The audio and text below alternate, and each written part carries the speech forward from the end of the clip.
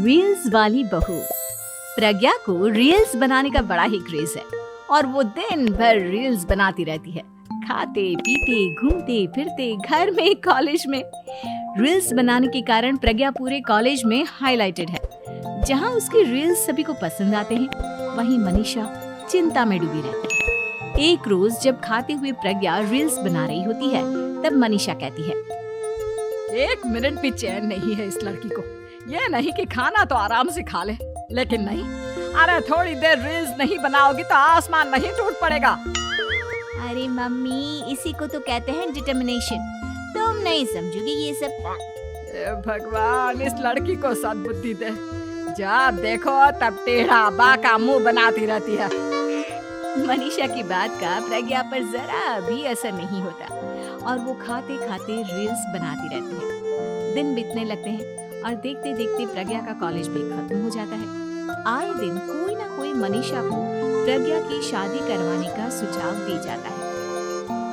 सब ठीक ही कहते हैं, प्रज्ञा की शादी कर देनी चाहिए। अपने घर के काम काज में व्यस्त हो जाएगी तो खुद ही ये रील्स और नाच गाना बंद हो जाएगा। मनीषा और प्रेम प्रज्ञा के लिए एक अच्छा लड़का ढूंढने लगते हैं और तभी विकी का रिश्ता प्रज्ञा के लिए आता है, जिसने प्रज्ञा को उसकी रील्स देखकर पसंद कर लिया था। अगले दिन विकी अपने माता पिता के साथ प्रज्ञा के घर पहुंच जाता है और प्रज्ञा साड़ी पहने हाथों में चाय की ट्रे लिए उनके सामने आती है। जब विकी को पसंद है तो हमें भी बहू पसंद है। बहन जी, आप बारात की तैयारी कीजिए। एक बार लड़का लड़की अकेले में बात कर ले तो अच्छा रहेगा। हाँ हाँ, क्यों नहीं। मनीषा विकी को प्रज्ञा के कमरे में भेजती है, जहां प्रज्ञा पहले से ही रील्स बना रही होती है। तभी विकी कहता है, आ गए आपके साजन जी। हमारे साथ ये रील्स कंप्लीट करती तो और भी अच्छा रहता। अच्छा जी, अब आ ही गए हैं तो बना ही लेती हूँ आपके साथ।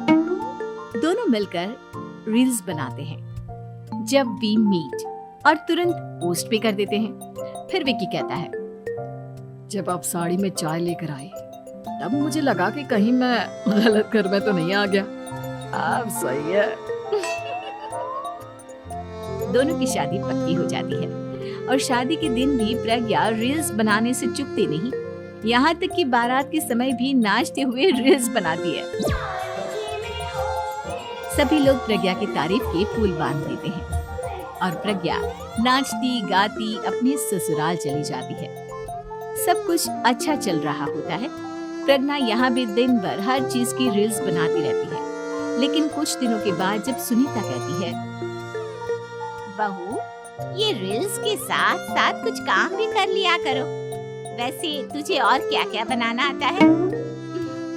मम्मी जी, वैसे तो सब कहते हैं कि मैं सब कुछ अच्छा बनाती हूँ, लेकिन मुझे लगता है कि मैं मैगी अच्छा बना लेती हूँ। हाँ, कॉफी भी अच्छा बना लेती हूँ और मुंह तो सबसे अच्छा बना लेती हूँ। हैं? अच्छा अच्छा।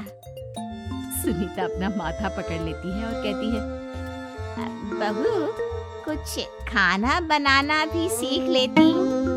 मम्मी जी, मैं लंबी प्लानिंग कर रही हूँ। जल्दी ही मैं इतनी फेमस हो जाऊंगी कि मुझे पैसे मिलने लगेंगे। हम दोनों सास बहू राज करेंगे, राज। नौकर काम करेंगे और लोगों की तो लाइन लगेगी हमसे मिलने के लिए। तेरा दिमाग खराब हो गया है क्या बहू? हंसी मजाक तक ठीक है, लेकिन इस तरह घर नहीं चलते।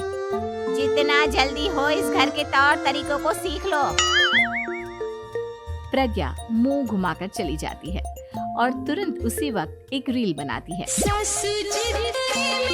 ये देख सुनीता का गुस्सा 7वें आसमान पर चला जाता है और विकी के घर आते ही सुनीता उसे सब कुछ बताती है। विकी भी अब प्रज्ञा की इन हरकतों से परेशान हो जाता है। तुम टेंशन मत लो मम्मा, मैं देख लूंगा। विकी कमरे में जाता है तो देखता है कि प्रज्ञा रील्स बना रही है। विकी बड़े ही प्यार से प्रज्ञा से कहता है, प्रज्ञा, इन सब के लिए मैं तुम्हें मना नहीं कर रहा हूँ, लेकिन फिर भी हर वक्त तो ये अच्छा नहीं लगता ना। समझने की कोशिश करो, मुझे भी तुम्हारा थोड़ा वक्त चाहिए। मैं जब ऑफिस से आता हूँ तो मुझे समय देने की जगह इसी में लगी रहती है। तुम ज्यादा ही सोच रहे हो। तुम भी मेरे साथ रील्स बनाओ ना, तुम्हें भी बहुत अच्छा लगेगा। तुम्हें इज्जत से कोई बात समझ में नहीं आती क्या? दिमाग खराब हो गया है तुम्हारा इस चकाचौंध से।